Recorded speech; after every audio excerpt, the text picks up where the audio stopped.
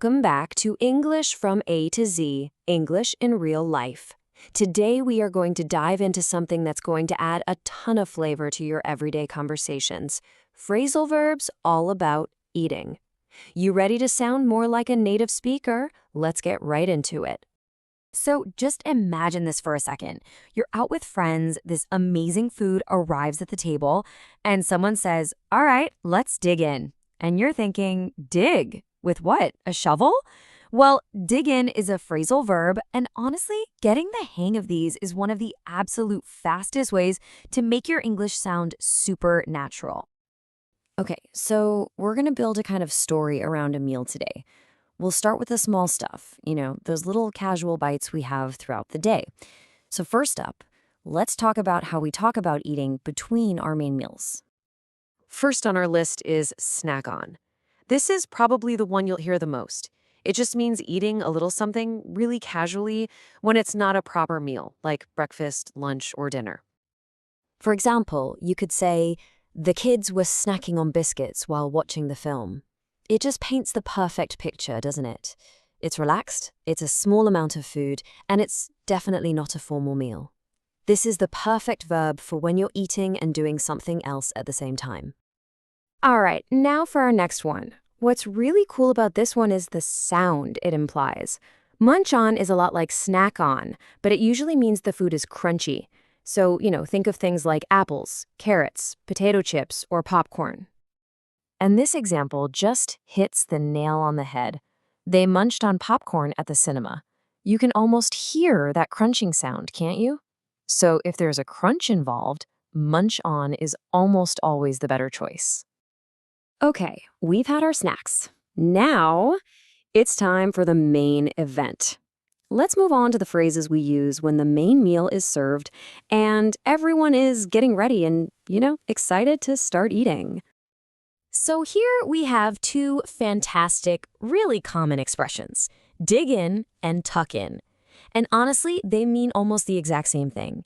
Both of them are an invitation to start eating, and they both have this wonderful feeling of excitement and enjoyment. Dig in is a total classic. Just picture it. A beautiful meal is sitting right there on the table. Saying, "The food looks delicious, let's dig in," is the perfect, friendly way to get everyone started. And tuck in is just as great. It's often used to describe someone who's eating with really obvious pleasure, like the children tucked into their pancakes with delight. It just creates this lovely image of pure happiness. So the key takeaway here is that both are used to start eating with a lot of enthusiasm. Our little meal story is reaching its final stage. So what happens when we finish the meal? Or maybe when we eat a little too much? And what if we decide not to eat at home at all? Let's check out the verbs for all of those situations. Okay, let's talk about eat up. This one means to finish everything, all of it. It's often used as a command or at least some strong encouragement. You will hear parents say this to their kids all the time. And here is that classic parent line, "You better eat up all your vegetables before you leave the table." See? It has a sense of authority. It's not just a suggestion, it's pretty much a rule. Finish your food. Now, for a much more informal and kind of fun one, pig out. This means to eat a huge amount of food, often without holding back at all. It does imply that you're overindulging, but we usually say it in a funny, sort of self-deprecating way. This is such a relatable example. We usually pig out on snacks when we have movie nights. It's all about just letting go, enjoying yourself, and probably eating way more than you should. It's the perfect phrase for pizza night or a holiday feast. This last one in this section is super straightforward but incredibly useful. Eat out simply means having a meal at a restaurant, a cafe, or really anywhere that isn't your own house. For instance, I love eating out, but it can be expensive if you do it all the time. It's a very common thing to do, and this is the absolute essential phrasal verb you need to talk about it. So now that we've got all this great vocabulary, let's do a quick little grammar power-up. Seriously, understanding just a couple of simple rules is going to help you use these phrases perfectly every single time. Okay, take a close look here. When you see a phrasal verb that has something written with it, that just means it needs an object. Where that word is placed tells you if the verb is separable or inseparable. But the most important thing to remember is that pronouns, words like it or them, have a very special rule that you've got to follow. Let's break this down nice and easy. Let's take eat up, which is a separable verb. With a noun, like vegetables, you can say eat your vegetables up, or you can say eat up your vegetables. Both are totally fine.